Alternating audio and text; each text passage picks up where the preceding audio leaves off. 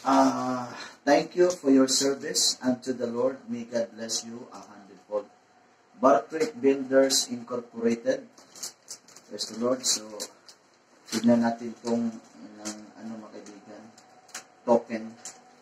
So, thank you, Engineer Lourdes Haugen and Engineer Tuti for this gift.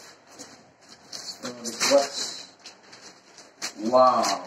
This is, what's this? Wow, coffee maker. I've been, praying for this.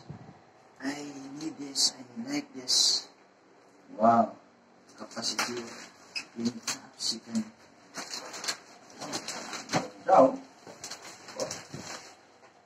new technology. Meron na tayong coffee maker.